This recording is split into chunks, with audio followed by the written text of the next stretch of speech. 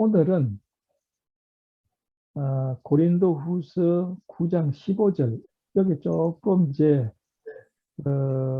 좀 다른 말로 표현하면 말할 수 없는 말로 할 수 없는 하나님의 선물을 인하여 하나님께 감사한다. 그렇게 우리가 읽을 수 있어요. 말로 형용할 수 없는 선물에 대해서 하나님 앞에 감사한다. 그랬거든요. 그럼 사도 바울은 하나님 앞에 감사하고 있는데 그게 뭐냐면 도저히 말로 형용할 수 없는 선물을 하나님께서 주셔서 감사한다. 이제 그렇게 이야기를 하고 있는 겁니다. 그 선물이 무엇일까요? 그 선물은 여러 가지가 있겠지만 가장 큰 선물은 하나님의 아들 우리 주 예수 그리스도께지요. 우리의 구원자를 주신 것입니다. 이제 오늘이 며칠입니까? 12월 18일 크리스마스도 이제 며칠 딱 일주일 남았네요. 일주일 남았는데 사실 이 12월 25일이 크리스마스고 사람들이 또 장식도 하고 좀 여러 가지 오늘 제가 이제 어느 분이 이사를 간다고 그래서 점심을 먹자고 그래서 점심 먹으러 갔는데 너무 복잡해요. 얼마나 복잡한지 그 가만 생각해 보니까 크리스마스가 다가오고 크리스마스가 오기 전 주말이니까 전부 시장 보고 선물 사러 가느라고 그렇게 많이 나와서 참 복잡하더라고요. 그래서 참 이렇게 이런 코로나로 바쁜 시기에도 선물 사느라고 이렇게 바쁘구나 그랬거든요. 근데 사실 이게 크리스마스가 정말 초대 교회에는 없었어요. 12월 뭐 25일 이런 게 진짜 초대 이렇게 교회에는 없던 겁니다. 없던 거고 사실 미국이 시작된 1600년대 만 하더라도요. 청교도들이 미국에 이민을 와가지고 미국을 개척할 당시에도 크리스마스는 없었습니다. 예, 크리스마스 없었어요. 그러면 도대체가 이 크리스마스가 어떻게 시작을 됐을까? 거기에 대해서는 의견들이 좀 분분한 점이 있습니다. 그런데 이제 여러 가지 설 중에 또 하나는 12월 동지 그러니까 오늘이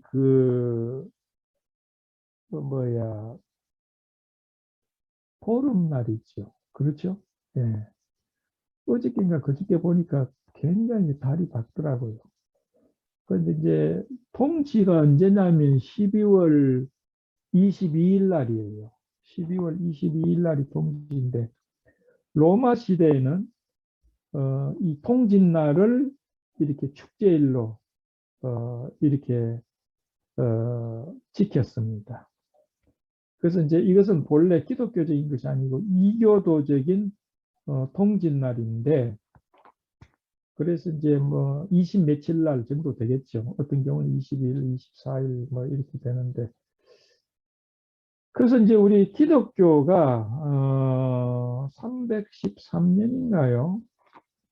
그때 로마의 국교가 되지 않습니까? 콘스탄틴 황제 때 국교가 되는데 그래서 이제 교회에서 그 당시에 로마 교회가 기독교가 이 로마를 지배했다. 그래서 로마 제국이 섬겨오던 이교도적인 동지절이라는 이 절기를 예수 그리스도의 탄생을 의미하는 성탄절로 바꿨어요. 이제 그렇게 해서 지금으로부터 그러니까 뭐 서기 330 뭐 5년이라는 설도 있고 354년이라는 설도 있고 그렇습니다. 그때부터 이교도적인 통지절을 그리스도의 탄생을 의미하는 성탄절로 바꾸어서 이렇게 지키기 시작했다. 이제 그런 역사가 있습니다. 그리고 또 많은 학자들은 실제로 예수 그리스도께서 탄생하신 것은 지금 우리가 생각하는 것보다는 4년 전에 탄생하셨을 것이다. 이렇게도 이렇게 계산을 하는 분들이 있죠. 그리고 이제 크리스마스가 되면 뭐 장식들을 하고 또 크리스마스 트리를 만드는데 여기에 대해서도 의견이 분분하더라고요. 이 본래는 그 지금의 독일이라든지 스칸디나비아, 스웨덴 또 이렇게 이런 지역에는 나무 숭배 사상이 있었답니다. 나무에 대해서 숭배를 했대요. 사실 한국에도 나무를 숭배했지 않습니까? 성황당 나무 이렇게 숭배하고 그랬거든요. 그래서 그 당시 초대 교회의 역사를 보면 독일의 나무 그 떡갈나무 참나무를 숭배를 하고 거기에 대해서 굉장한 어떤 신이 있다고 해서 독일의 선교사가 그 나무를 찍어서 넘어뜨렸대요. 독일 사람들이 큰일 났다, 저 사람 죽는다 했는데 안 죽었답니다. 그렇게 해서 나무 숭배에 대해서 공격을 하고 그랬는데 아마 그 독일 지역에 그때 나무 숭배 사상이 있었는데 나무를 숭배하기 위해서 어떤 경우에는 사람을 제사로 제물로 바쳤대요. 그래서 이런 나쁜 이렇게 습관을 없애기 위해서 그 옆에 있는 전나무를 이야기하면서 이 나무 가지를 가지고 집에 돌아가서 예수 그리스도의 탄생을 축하하라. 그렇게 해서 전나무가 이제 예수 그리스도를 탄생하는 그런 것으로 이렇게 변화되었다. 이제 그런 이야기도 있고요. 실제로 이제 전나무에 대해서 이렇게 장식을 하는 것은 마르틴 루터 때문에 그랬다는 또 이야기도 있습니다. 한 번은 마르틴 루터가 크리스마스 이브 12월 24일 밤중에 숲속을 산책을 하고 있었는데요. 아니 갑자기 보니까 숲이 환하더래요. 그래서 보니까 그 전나무 이런 데 등불 같은 거를 켜놨는데 눈이 싹 덮이고 그렇게 아름다웠답니다. 그래서 마르틴 루터 생각했어요. 참 어둠 속에 있던 우리와 같은 이 전나무와 같은 우리 속에 빛이 비치니까 이렇게 아름답구나. 그렇게 해서 마르틴 루터가 이제 전나무를 가지고 와가지고 거기에 장식을 하면서 정말 우리에게 이렇게 전나무와 같은 우리에게 이렇게 하나님이 복음을 주시고 아름답게 우리를 장식해 주셨다라고 해서 이 전나무를 장식을 했다. 이제 그런 그런 이야기도 전해 내려옵니다. 이제 그런 것을 보면 크리스마스에 이런 여러 가지 습속들이 뭐 하루아침에 된 것이 아니고 여러 가지 이제 시대를 내려오면서 이렇게 발전되어졌다 이렇게 볼 수가 있을 것 같습니다. 그런데 사실 이런 것들이 독일 같은 데는 일찍 나무에 장식하고 그랬지만 영국 같은 데는 또 그런 풍속이 없었답니다. 근데 영국의 이렇게 성탄 크리스마스 추리를 장식을 한 것은 그럼 언제냐? 그거는 얼마 안 된대요. 그건 1841년 정도 된답니다. 1841년이면 영국의 그 유명한 빅토리아 여왕이 왕이었을 때 아닙니까?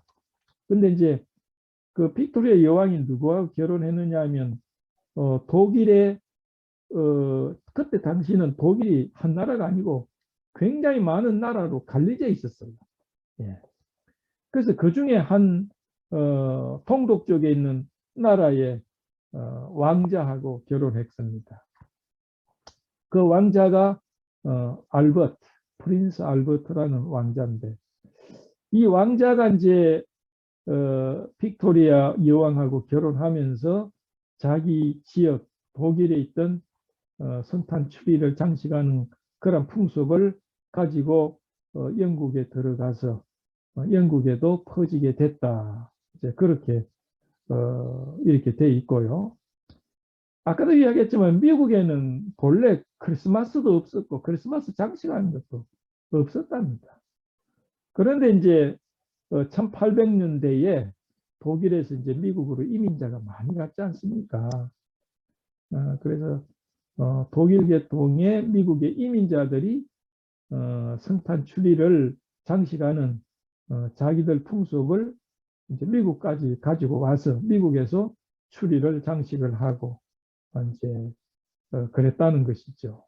그러니까 사실 크리스마스가 시작된 것도 처음부터 있었던 것은 아니고 크리스마스 장식도 미국 같은 경우에는 제가 볼 때 한 150년 정도밖에 안 된 것 같아요. 예.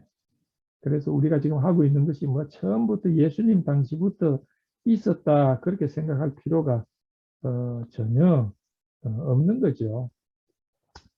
그러나 사실 크리스마스 이게 장식을 보면 아름답고 또 저도 저희 집에 잠깐 돌아가다 보면 크리스마스 장식을 그냥 굉장히 번쩍번쩍하게 이렇게 잘 해놓은 집이 있습니다.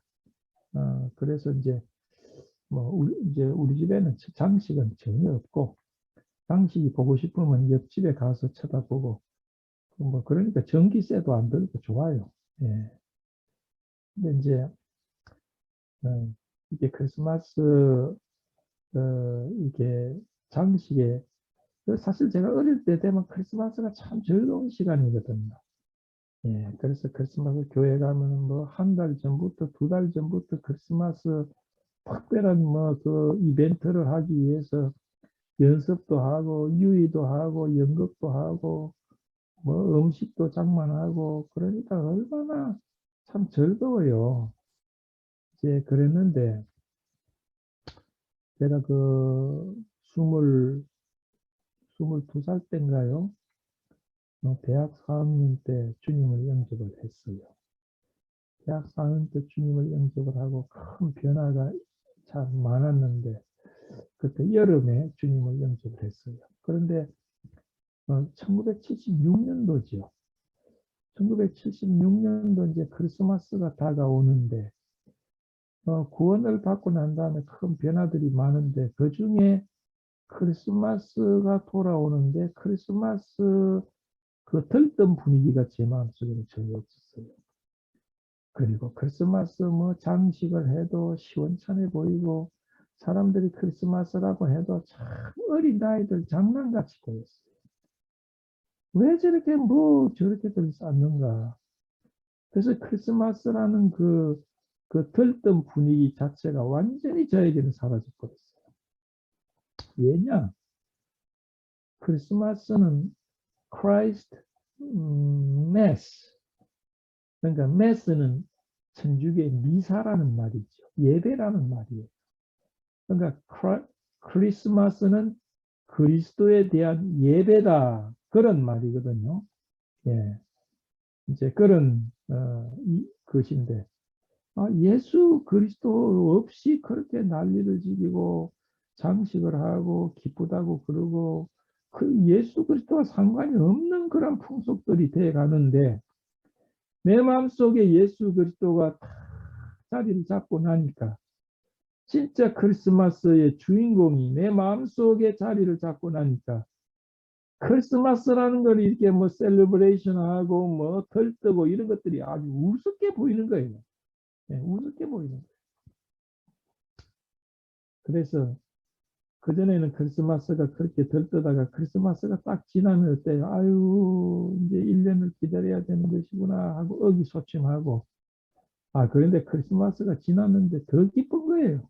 네, 왜 주님이 내 마음속에 탄생하시고 주님이 내 마음속에 계시는데 뭘 그렇게 저렇게 의미 없는 일들을 저렇게 했싼다.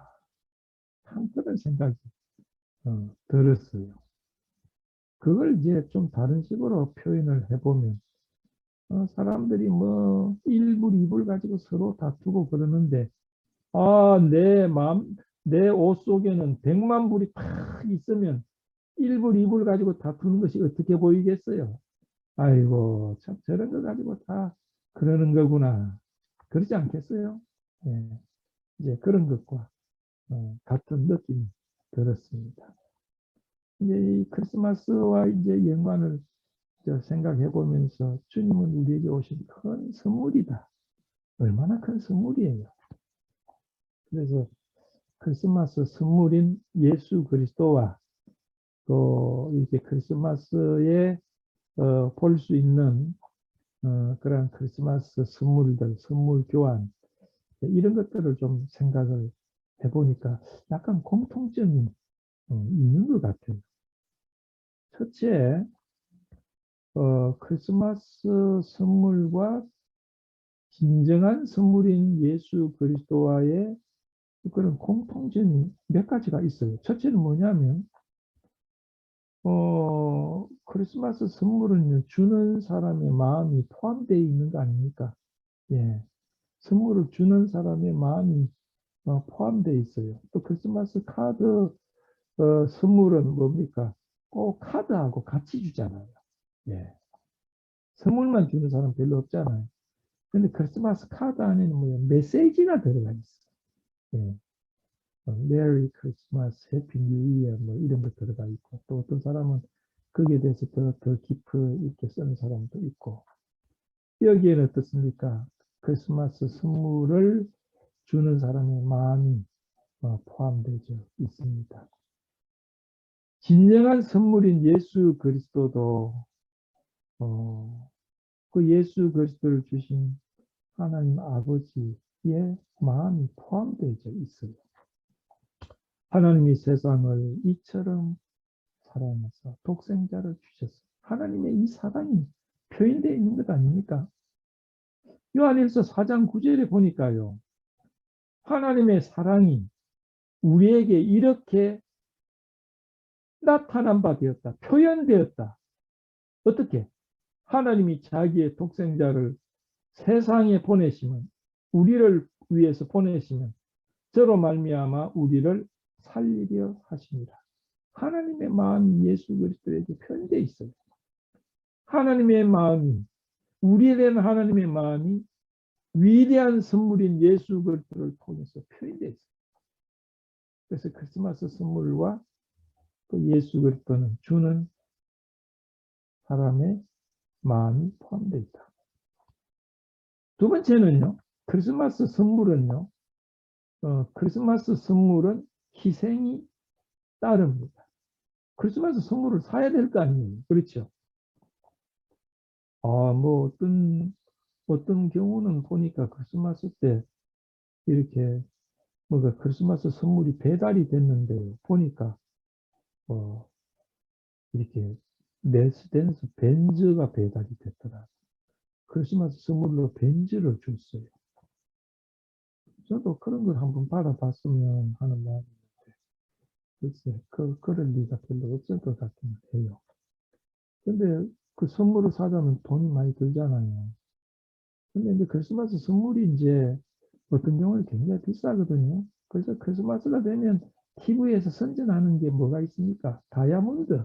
그거 선물하라고 다이아몬드 선전이 얼마나 많은지 모릅니다. 그 다이아몬드 그것도 얼마나 비싸요. 뭐 몇천 불 가고 몇만 불도 가고 그러는데 뭐 제 눈에는 다이아몬드나 유리나 뭐 그거나 그거같이 다 똑같이 보이기는 합니다만 그래서 크리스마스 선물은 주는 자의 희생이 포함되어 있죠. 주님이 우리를 위해서 크리스마스 선물로 오셨을 때는 주님의 그 희생이 포함되어 있는 것 아닙니까? 예, 베드로전서 1장 18절에 보면 너희가 알거니와 너희 조상이 유전한 만년된 행실에서 구속된 것은 은이나 금같이 없어질 것으로 한 것이 아니요 오직 흠없고 점없는 그리스도의 보배로운 피로 했다. 그리스도의 보배로운 피, 가치가 있는 보배로운 피로 했다는 거예요. 예, 얼마나 가치가 있는 선물입니까? 하나님이 주시는 예수 그리스도의 이 선물은 엄청난 희생이 포함되어 있어요. 예. 세 번째는요, 크리스마스 선물은 통상 포장해서 주죠. 예. 오늘도 보니까 뭐 어떤 사람이 포장지를 이렇게 이만큼씩 사가더라고요.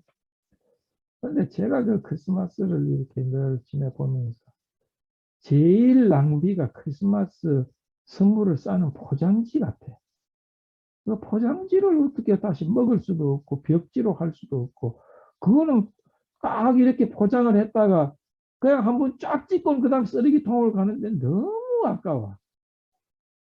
그래서 포장지 앞으로 없애는 선물을 했으면 정말 세계적으로 뭐 아마 엄청난 돈을 좀 이렇게 전략할 것 같다 그러는데 아니, 포장지 없이 선물 주면 또 이거 상당히 이게 문제가 심각하거든요. 이거는 또 있을 수 없는 문제인가. 저는 이 평소에 이 포장지 참, 왜 포장지를 이렇게 하나. 그런 생각이 들어요. 저는 사실 현실주의자니까 이 낭비를 참 싫어하거든요. 예. 그런데 통상 크리스마스 선물은 포장되어져요. 그러면 우리 주 예수 그리스도는 하나님으로부터 선물이신데 포장되어졌는가? 예, 포장되어졌어요. 하나님의 아들이 세상에 왔을 때 이 위대한 선물을 아무도 알아보지 못했어. 왜? 포장이 되어 있기 때문에. 아무도 알아보지 못했어. 이사야 53장 3절에는 그랬어요. 마치 사람들에게 얼굴을 가리우고 보지 않음을 받은 자 같아서 멸시를 당하였고 우리도 그를 귀히 여기지 아니하였도다. 하나님의 아들이 나셨는데 아무도 그가 하나님의 아들이신 것을 몰라봤어요. 예, 극소수의 사람만이 정말 임마누엘 하나님이 오셨다는 걸 알았지만 보통 사람들은 몰랐어요. 예수님이 공생의 3년 동안 복음을 전하시고 천국 복음을 이야기하실 때도 사람들은 그가 메시아인 걸 몰랐어요. 왜? 포장이 되어 있었기 때문에. 네.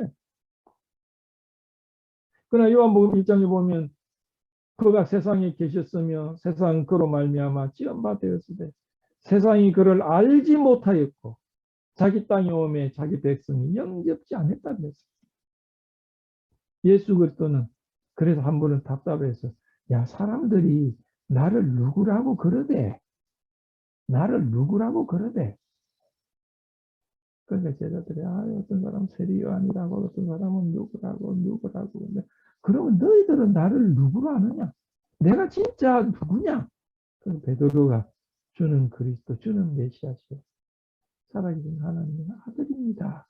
그러니까 예수님이 그래서 너 정말 잘 대답했다. 그건 네가 한 것이 아니고 하나님이 그렇게 말씀해 주신 것이다. 그래서 예수님 오셨을 때요. 진짜 예수 그리스도가 창조자이시며 하나님의 아들이신 것을 아무도 몰라봤어. 인간의 몸으로 포장되어지고 인간의 몸으로 덮여서 왔기 때문에 그런 것 아닙니까? 그리고 크리스마스 선물하고 또 예수 그리스도하고 또 좀 비슷한 점이 뭐냐? 크리스마스 선물은 공짜라. 크리스마스 선물 받을 때 여러분 그 크리스마스 선물 받은 거 이거 얼마 주면 됩니까? 이렇게 하는 사람 없잖아요. 땡큐 하고 받지.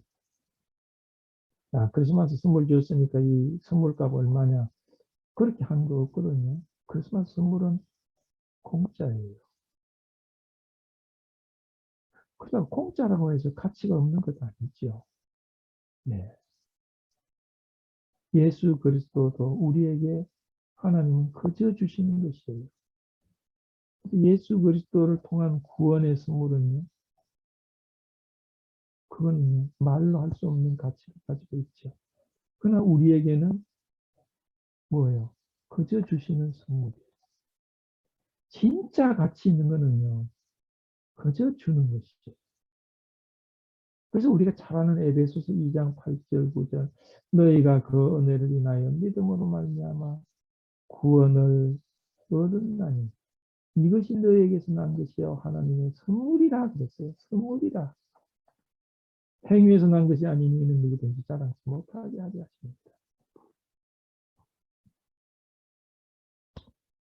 그 어느 선교사님이 인도에서 복음을 전하고 있었답니다. 아주 옛날 이야기인데 인도에서 복음을 전하고 있었는데 이 선교사님 바로 옆집에 인도의 어느 부자가 살고 있었대요.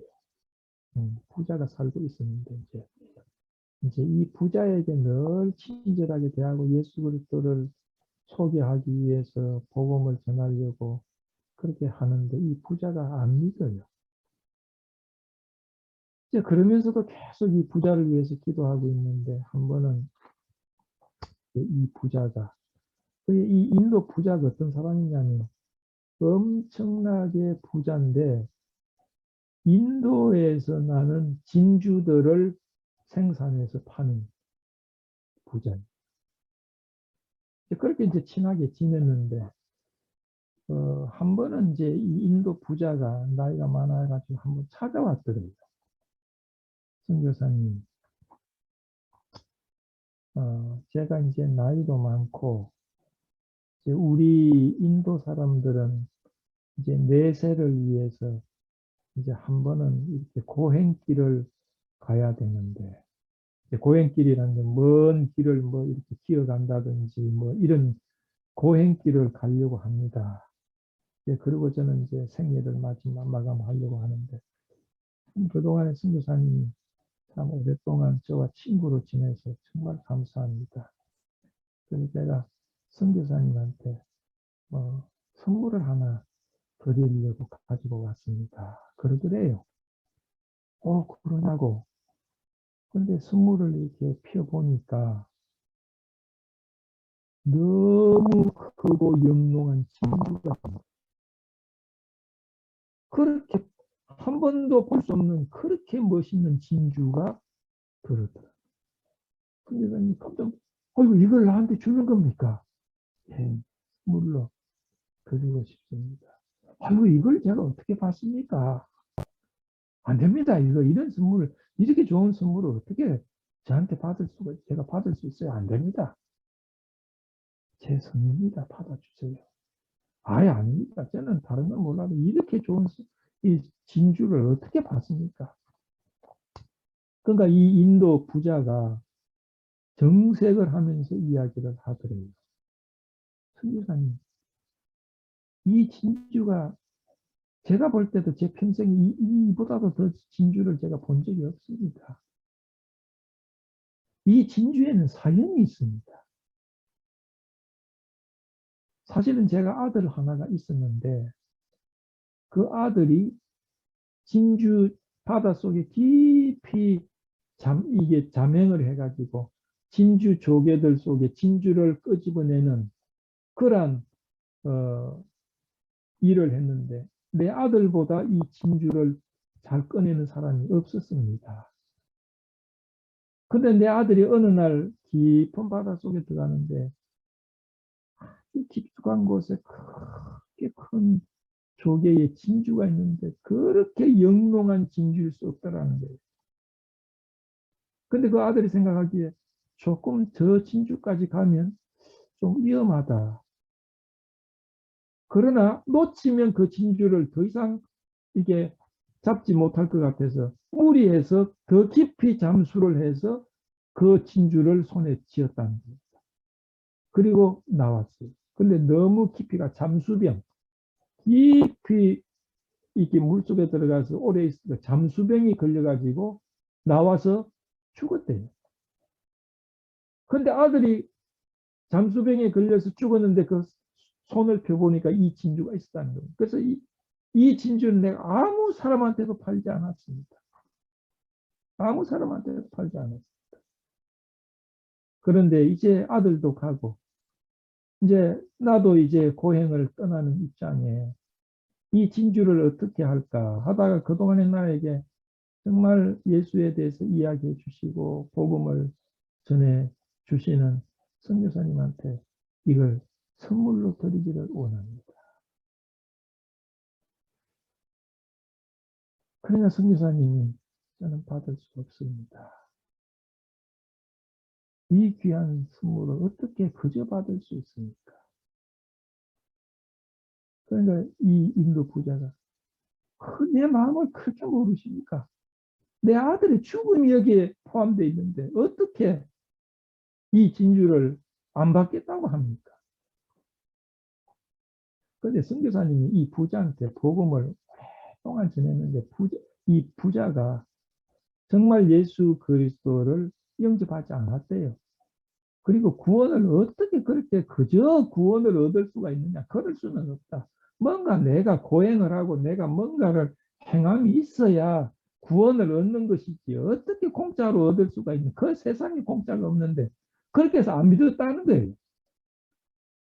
그래서 선교사님 이때다 싶어요. 난 그걸 받을 수 없어. 선교사님이 생각해 보시오. 하나님이 선교사님을 위해서 하나님의 아들 예수 그리스도를 주시는데 그 구원을 그저 주시는 은혜인데 왜 당신은 받으려고 하지 않고 꼭 뭔가를 해야 그렇게 된다고 생각하는 것이요. 그렇기 때문에 나도 이 선물을 공짜로 난 받을 수가 없어. 그러니까 이 인도 부자가 그때 눈물을 흘리면서 그렇군요. 그렇습니다. 당신이 설명한 예수 그리스도 그 구원은 저에게는 갚을 수 없는 그 선물인데 저는 그것을 값을 주고 받으려고 했으니 얼마나 어리석습니까? 제가 이제 예수 그리스도를 나의 구주로 영접을 합니다. 그렇게 고백을 했대요. 예. 저는 이제 이야기가 그렇게 끝나는데 해피엔딩 아닙니까? 근데 저는 생각이 들어요. 선교사님이 그 진주를 진짜 받았나, 그 이후에 받았나, 안 받았나, 그것이 제가 참 궁금해요. 예.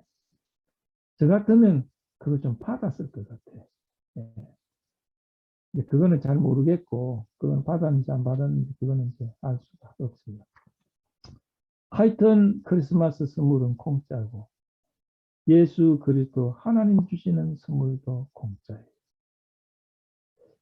또, 또 비슷한 점이 있는데요. 크리스마스 선물은 받을 수도 있고 거절할 수도 있는 거 아닙니까? 예, 예, 거절할 수도 있어요. 예, 뭐 드문 케이스지만 거절할 수도 있습니다. 예수 그리스도도 받을 수도 있고 영접할 수도 있고 거절할 수도 있어요. 요한복음 3장 18절에 그랬어요. 저를 믿는 자는 심판을 받지 아니하는 것이요 믿지 아니하는 자는 하나님의 독생자 이름을 믿지 아니하므로 벌써 심판을 받은 것입니다. 예.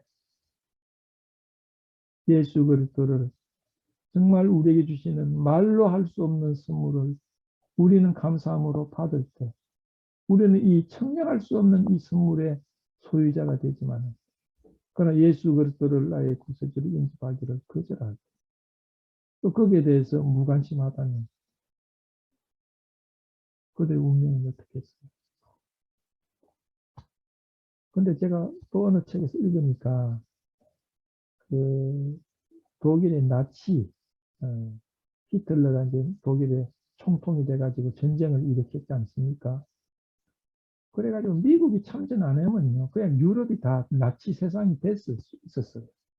예, 미국이 참전을 함으로써 나치를 물리칠 수 있는 계기가 됐거든요. 그러니까 참 미국이라는 나라가 참 놀라운 나라예요. 그런데 이 히틀러의 그 나치 독일 군대 중에 진짜 엘리트는요. 히틀러의 친위대랍니다. 히틀러를 둘러싸고 있는 그를 보호하고 있는 엘리트 군인들이 히틀러 친위대 병사들인데요. 이 사람들은 히틀러의 그 아주 그 사상이 아주 완벽하게 이렇게 쇠뇌된 사람들이랍니다. 그런데 가끔씩 미국과 영국과 프랑스와 이런 연합군과 전투가 이루어져 가지고 친위대들과 전투가 벌어지는데요. 다른 사람들은 안 그런데 친위대 병사들은요, 전투가 벌어져 가지고 막 피를 흘리고 있으면 이제 연합군이 그래도 치료를 해줘야 되지 않습니까? 그래서 치료를 가끔씩 연합군 그, 뭐야, 거기에 친위대 병사가 피를 흘리면서 이렇게 실려온대요. 그래서 피가 너무 흘려져서 수혈을 해야 되지 않습니까? 그래서 수혈을 하려고 하면 친위대 병사들은 잠깐 거기에 누구 피요? 그런다는 거예요. 예. 누구 피요? 그런다는 거예요. 그래서 이거는 그 미국 사람 피다. 그러면 그런 더러운 피는 나는 수혈을 안 하겠어. 나는 독일 사람 피만 나는 수혈을 하겠어. 그런다는 거예요. 그래서 군의관이 너 이 피를 수혈을 하지 않으면 죽는다. 어쩔래? 그러면 신입 병사들이요. 난 차라리 죽겠어. 그런다는 거예요. 예. 그 정도로 자기 민족, 게르만 민족의 피를 그렇게 소중하게 했다는 그런 기사들이 있거든요. 사실 우리가 예수 그리스도 피 없이는 우리가 살 수 있는 사람이 어디 있습니까? 예수 그리스도 피 외에는 우리의 죄를 살 수 없지 않습니까? 그래서 보배로운 피로 우리 죄를 사하셨다 이렇게 돼 있어요. 히틀러 친위대 병사처럼 나는 예수의 피를 의지하지 않겠소. 나는 예수의 피 공로를 나는 필요 없어. 그럼 뭐예요? 죽음밖에 없는 거 아닙니까? 예수 그리스도 외에 우리에게 속죄의 방법이 어디 있습니까? 받을 수도 있고 거절할 수도 있는 것이 이 선물입니다. 그 다음에 가만히 생각해 보니까요. 크리스마스 선물은 사람들 보니까 크리스마스 추리 밑에 놓더라고. 네, 선물을 크리스마스 추리 밑에 놔요. 음. 어느 집이나 선물을 크리스마스 추리 밑에 놓죠. 네. 그런데 우리 주 예수 그리스도도 나무와 관계가 있어. 베드로전서 2장 24절에 보니까 친히 나무에 달려 그 몸으로 우리 죄를 담당하셨으니 예수 그리스도도 나무에 달려서 그 선물이 나무에 달려서 예, 참 선물과 예수 그리스도 하나님 주신 선물과 이런 좀 공통점도 있구나 그런 생각을 했어요. 마지막으로 때로는요 이 크리스마스 선물이 사람들의 생애를 변화시킵니다. 예수 그리스도의 하나님의 선물인 예수 그리스도는 우리 생애를 변화시키지 않습니까? 하나님의 선물인 이 예수 그리스도를 우리가 영접함으로 받음으로 우리 생애가 변했어요.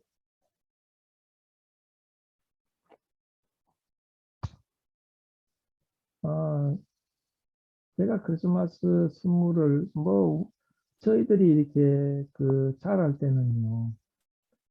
한국의 농촌에서 자랐는데 크리스마스 선물이라는 게 없었어요. 예.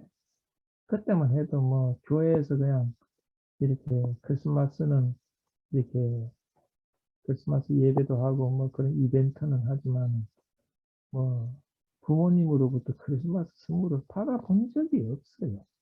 예. 그때는 크리스마스 선물을 줄 수 있는 환경도 아니고 또 재정도 없고 또 그러한 그 풍습도 없었어요. 예. 근데 제가 크리스마스 선물을 제가 초등학교 1학년 때 받아본 적이 있어요. 예. 예, 그때가 1961년도인데 1961년도가 제가 초등학교 1학년이었어요. 그런데 이제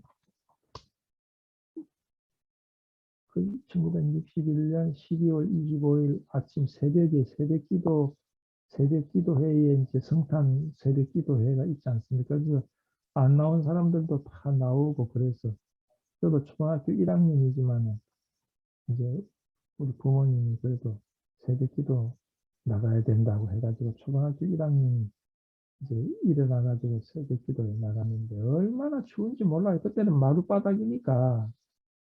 그때는요, 참 지금보다 추웠어요, 한국이. 마룻바닥인데 이 나무와 나무 사이에 이렇게 또 그 간격이 있지 않습니까? 거기서 얼마나 이게 차가운 바람이 올라오고 또 나무가 그 마룻바닥이 얼마나 춥고 그래요. 이제 그렇게 하고 이제 있는데 이제 뭐 기도 시간이 돼가지고 기도를 하는데 뭔가 앞에서 인기척이 나는 것 같아요. 그래서 제가 어린 마음에도 눈을 한쪽을 이렇게 개성트하게 뜨고 누군가 이렇게 보니까 아, 그 우리 주일학교 어느 여자 선생님이 가까이 오더니 내 앞에 그거를 딱 놓고 가요. 예. 야, 이거 뭔가. 그래가지고 이제 그것이 끝나고 보니까 이제 뭐 그 종이로 쌓여서 보니까 조그마한 거울이에요.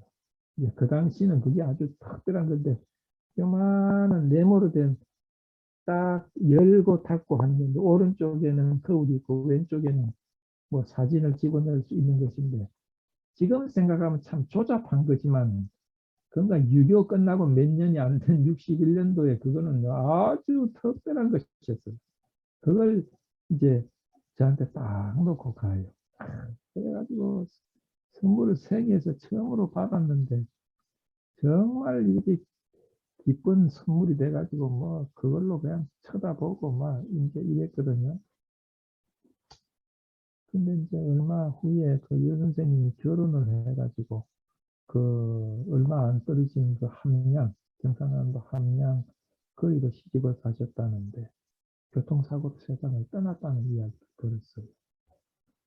지금 생각하면 참 그 선생님이 참 참 일찍 세상을 떠났다 그러는데 지금도 그 선생님이 저에게 준 그 크리스마스 선물이 지금도 내 마음속에 추억으로 남고 있어요. 왜 거울이었을까 그런 생각도 하는데 그 선물이 어디로 갔는지 뭐 일찍 없어졌죠. 없어졌는데 그 선물 그 거울의 속에 비춰진 나 자신을 쳐다보고 나 자신을 이렇게 비추어 보는 그런 의미로서 지금도 그것이 남아 있거든요. 그래서 지금 계산을 해보니까 61년, 60년, 딱 60년 전이네요. 61년이고, 올해가 21년이니까, 딱 60년 전에 받은 선물이 지금도 나의 마음속에 교훈을 주고 있어요. 그래서 그 적은 선물이라고 할 수 있지만, 그 당시는 그게 굉장히 또 초등학교 1학년 아이에게는 굉장한 그 의미가 있는 것이거든요. 그래서 때때로 크리스마스 선물은 받는 자의 생애를 변화시킨다. 그런 생각을 해봅니다. 하나님이 주신 선물인 예수 그리스도는 우리 생애를 변화시키셨어요. 그래서 우리의 가치관이 달라지고 우리의 생애 목표가 달라지고 정말 옛것은 이제 사라졌지요. 보라 새 것이 되었다. 그럴 정도로 우리의 생애를 영원히 변화시켰단 말이에요. 후가성 우물가 여인은 물길래 왔다가 하나님의 선물을 발견하고 그의 생애가 변했어요. 그의 생애가 변했어요. 우리는 이러한 고귀한 선물을 받은 존재입니다. 그럼 통상 선물을 받으면 또 선물을 또 우리가 또 주잖아요. 이 큰 선물을 받은 우리는 어떤 선물을 드려야 할 것인가? 이것이 크리스마스입니다. 예수 그리스도에 대한 예배입니다. 동방 박사들은 위에서 온 이 위대한 선물을 먼 길을 걸어서 와서 보았어요. 그리고 그 선물을 받으면서 보면서 그 선물에게 경배하고 그들 마음속에 품속에 가지고 왔던 황금과 모략과 또 하나는 뭐죠? 예, 유향을 드렸다. 그들은 이 선물 앞에 그냥 오지 않았어요. 그래서 우리는 정말 예수 그리스도 앞에 우리의 선물이 무엇일까? 참 그런 걸 생각해 보면 그런 크리스마스가 되어야 되지 않겠는가 그런 생각이 들고요. 아마 영국의 그 선교의 그 불을 지폈던 사람을 리빙스턴이라고 있죠. 그리고 우리가 초등학교 때부터 리빙스턴은요, 영국의 탐험가다 그렇게 알고 있어요. 리빙스턴은 위대한 탐험가다. 그 리빙스턴이 그 아프리카의 가장 큰 그 강, 나일강인가요? 그 강의 원류를 발견한 사람 아닙니까? 아프리카 숲속으로 들어가죠. 근데 리빙스턴이 이제 사실 선교사로 갔는데 탐험, 그 당시는 뭐 탐험이니까 부족한테 들어가는데 리빙스턴이 없어졌어요. 실종됐습니다. 그래가지고 영국에서 난리가 났습니다. 리빙스턴이 없어졌다. 리빙스턴이 죽었느냐 살았느냐 하고 막 난리가 나고 그 당시는 그것이 세계 뉴스였습니다. 그런데 그 이야기를 듣고는 미국 사람 스탠리라는 젊은이가 리빙스턴을 찾아 나섰어요. 이 사람은 기자입니다. 그래서 리빙스턴을 찾아가지고 기사를 쓰면 뭐 이거는 히트하는 것이다. 그래가지고 리빙스턴을 찾아서 그 빅토리아 호수도 리빙스턴이 발견했다는 겁니까? 그 호수를 발견하고 자기 여왕이었던 영국이 빅토리아 여왕의 이름을 따서 빅토리아 호수라고 붙였어요. 그래가지고 이 스탠리가 막 찾아 나서가지고 빅토리아 호수 근방에서 리빙스턴을 만났어요. 극적으로. 예. 근데 뭐 일설에 의하면 스탠리가 그 사람 예수 믿는 사람이 아니거든요.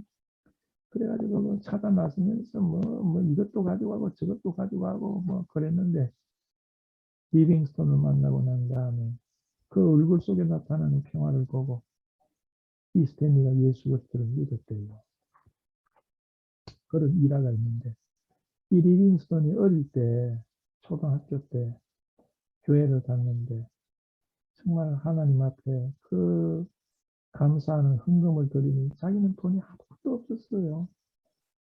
내가 주님 앞에 나는 돈이 없는데 주님 앞에 뭘 드릴까 하다가 이 리빙스턴이 그 당시에는 이렇게 헌금 그것이 어떤 큰 쟁반이었던 모양이죠.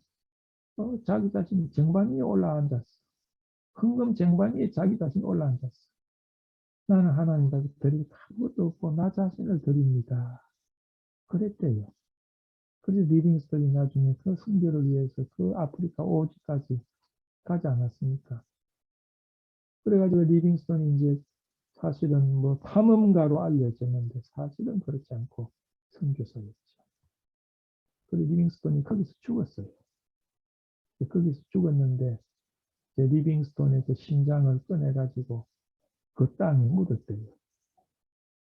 선교하던 그 땅에 묻고 리빙스턴의 나머지 시체를 이렇게 미라같이 바짝 말려가지고 그걸 원주민들이 치고 영국 배가 들어오는 그까지 운반을 했대요. 그래가지고 그 시체가 영국 배에 실려가지고 영국으로 돌아와가지고 영국의 영웅들만 묻히는 웨스트민스터 대사원 밑에 장례를 지냈어요. 예. 그래서 여러분 영국에 가시면 웨스트민스터 대사원 밑에 그 유명한 영국의 영웅들이 있는데 거기 리빙스턴이 거기서 무덤이 있답니다. 그 리빙스턴이 그렇게 죽고 난 다음에 영국에 막 불같이 일어나 젊은 사람들이 나도 리빙스턴처럼 복음을 전하겠다. 그래서 영국이 리빙스턴의 그 헌신에 의해서 죽음에 의해서 선교에 대한 불이 붙었답니다. 그래서 미국보다 영국이 훨씬 더 먼저 세계 선교에 헌신했다는 겁니다. 그런 영국의 선교사들이 한국에도 많이 와서 헌신을 하고 뭐 토마스 선교사는 어떻습니까? 대동강에 배를 타고 대동강에 들어오다가 대동강에서 어떠세요? 불이 나가지고 배에서 뛰어내리자마자 목이 달아났어요. 그러면서 이 토마스 선교사가 목이 달아나면서 성경을 가지고 와 성경이 툭 떨어졌어요. 그 목을 쳤던 사람들이 그 성경책을 가져가 가지고 벽지로 발랐어. 벽지. 그러다가 나중에는 그 벽지를 읽고 예수를 믿었다. 이런 일화도 있거든요. 그런 역사들이 참 리빙스톤에 의해서 되어졌다. 그 리빙스톤은 자기 어릴 때 자기 자신을 산제물로 드린 거예요. 나 자신을 드린 거예요. 나는 아무 하나님 앞에 드릴 거 아무것도 없고 나 자신을 드립니다. 이것이 선물을 받은 자의 반응이 아닐까요? 그래서 크리스마스 이 계절에 있어서 크리스마스 선물은 주는 자의 마음이 포함되어 있고 주는 자의 희생이 따르고 그 다음에 포장되어지는 것이고 그 다음에 그저 주시는 공짜이고 받을 수도 있고 거절할 수도 있고 통상 크리스마스 추리 밑에 두고 때론 받는 자의 생애를 변화시키는 것처럼 예수 그리스도도 이 선물과 같이 우리에게 참 이런 놀라운 특징들을 가지고 있는 것이다. 그런 생각을 해봅니다. 그래서 우리가 가짜 크리스마스 셀레브레이션 말고 진짜 크리스마스 셀레브레이션을 우리 마음에서 우리 각자가 했으면 좋을 것 같아요. 뭐 세상에 하는 거는 그저 화려해 보이지만 그 아무것도 아니거든요. 밤에 이제 옆집에 가서 뭐 옆집에 두 집이 막 화려하게 했어요. 엄청 번쩍번쩍합니다. 근데 아침마다 제가 좀 이 동네에 좀 1시간 정도 걷는데 며칠 전에 이게 비가 왔는데 비가 오고 난 다음에 그러니까 저녁에 보던 그 번쩍번쩍하던 화려한 것들 보니까 비가 맞아가지고 촥 이렇게 막 땅이 붙어가지고 볼품 없어요. 예. 그렇게 밤에 그렇게 휘황찬란한 것이 낮에 보니까 왜 그렇게 초라하고 왜 그렇게 형편없어. 야, 그런 거 말고 우리 속에 썩어지지 아니하는 그러한 화려함과 그러한 예수 그리스도의 빛남과 의미 있는 그러한 하나님의 크리스마스가 우리 마음속에 이루어졌으면 좋겠다. 그런 생각을 해봅니다. 기도하겠습니다. 아버지 하나님, 우리에게 선물로 오신 주님을 오늘 이야기했습니다.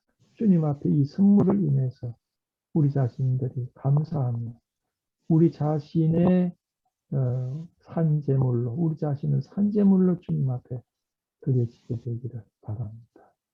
우리에게 선물을 주신 우리 주 예수 그리스도 인해서 감사합니다. 정말 하나님 아버지 앞에 정말 이 놀라운 신생, 영원한 생명을 주신 주님을 찬양하고 경배합니다. 선물을 주신 하나님을 위해서 살고 행복한 저희들이 되도록 인도해 주옵소서. 우리 주 예수 그리스도 이름으로 기도하옵나이다. 아멘.